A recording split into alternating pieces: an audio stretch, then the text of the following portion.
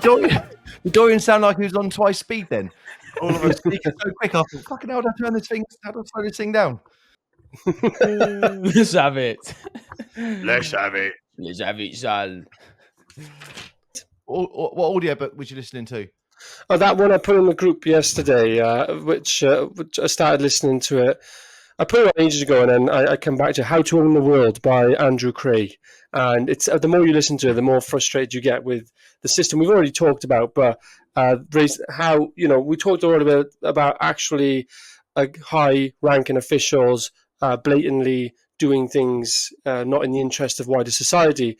And then I obviously expressed my concern in the last episode that I don't condone it, but we're so used to everybody doing that from a high political point of view that it's not surprising.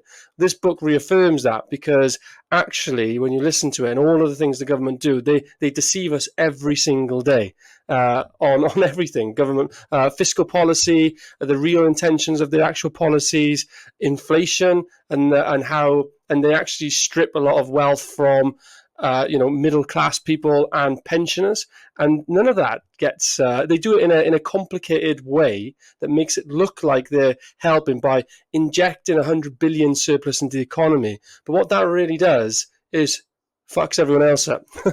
Yeah, absolutely, mate.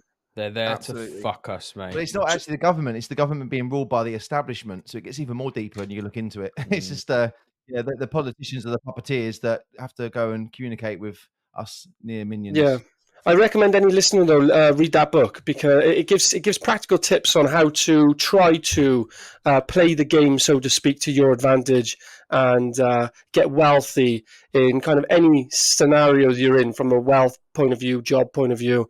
So sets out the rules that are at play, that have been at play, and there's nothing we can do about that really.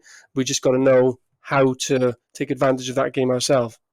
Yeah, mate. I actually think that's quite a good topic. To maybe talk about, which is book smart, life smart, and business smart. The three guys that I went to that I toured the States with. One was a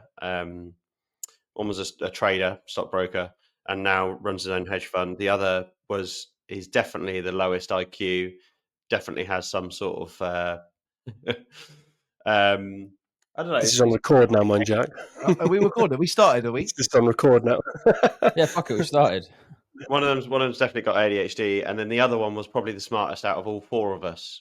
But he was book smart, and he wanted to be a journalist, and he was struggling to get traction in his career. And and I was like, at the end of the day, you need to take a step back from being book smart and just win at life. Don't win at journalism, win at life.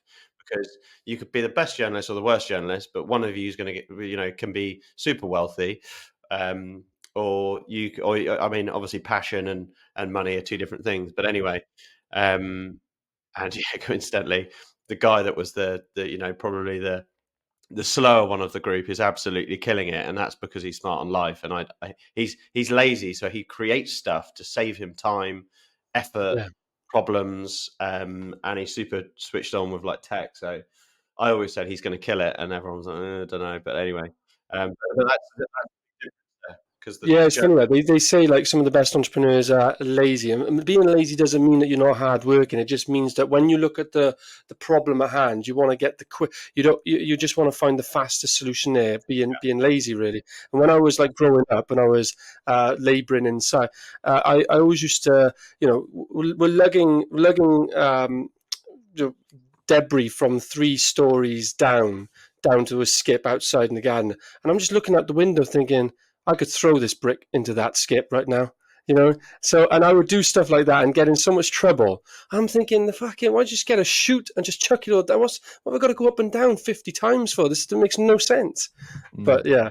Making a man out of you, that's what we're doing, Dorian. Yeah, probably. Bill Gates said for his execs, he always tries to hire someone. He says hiring lazy people can be the best thing, a smart, lazy person. Because they're the best at delegating and building the best 100%. Team to get shit done. Those Bill Gates. 100%. I mean, aren't all of like the Google employees like smart, lazy people, like no shoes, pizzas all the time, they're coding away. Mate, I've got a good friend who lives in Mountain View, and he's exactly that. He's a lovely guy, but fuck me, they'll leave everything 90% of the time and then just smash it for the last 10%. It's like, yeah, it's fine, we can get on with that. And then boom, I'm they'll doing just homework. work all the way through the night and bang, it's done. They've got Yeah, little sleep pods everywhere. It's unbelievable. They're the Google Office.